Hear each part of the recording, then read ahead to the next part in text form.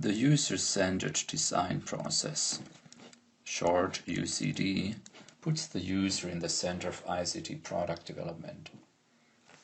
In the usability community, UCD is a well-known methodology, with methods such as interviews, focus groups, user profiles, personas, scenarios, inspections and usability tests being widely applied. While there are many views and variations of user-centered design, there is an international standard that is agreed upon.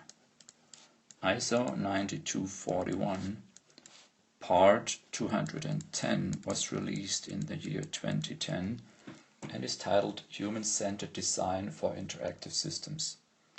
Some documents still reference ISO 13407, its predecessor with the same title.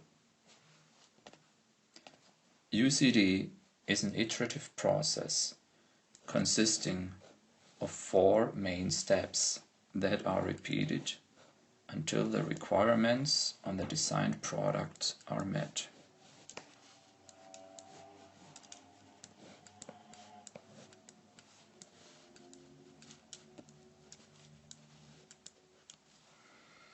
The first step is analyze. The context of use has to be analyzed and documented. This includes the users of the envisioned product, their characteristics, their goals and tasks, and the environment in which they will use the product, including assistive technologies. The second step is specify. User needs are to be concluded from the context of use, and requirements on the products derived to meet these user needs.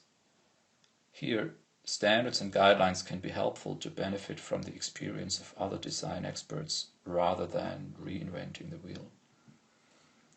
The third step is design. Solutions are developed in the form of storyboards, scenarios, prototypes, and working systems.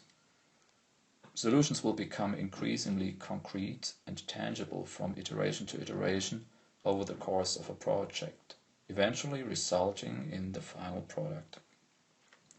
Note that this doesn't prevent us from throwing prototypes away once they have fulfilled their purpose. Step 4 builds on step 3. It is evaluate. Assess how well the solution fulfills the requirements and how well the user gets along with it. If we find that the assessed solution does not meet our requirements and usability goals, we'll have to repeat steps 1, 2, and 3. However, in most cases the initial steps are skipped and the new iteration starts with a new or modified solution in step 3. If we find that our solution meets our requirements, we can finish the UCD process. Unfortunately, in many cases, the end of the UCD process is rather determined by budget constraints than by usability goals. But that's how things work in business.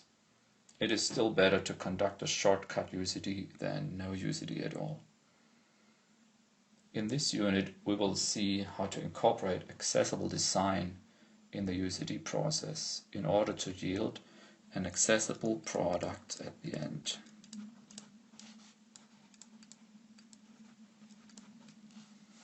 We will focus in particular on the methods of step 1, analyze, and those of step 4, evaluate. You will learn how user group profiles, personas and scenarios can be enriched with information on users with disabilities.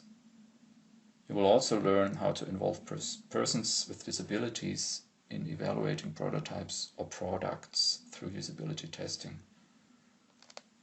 Enjoy this lesson.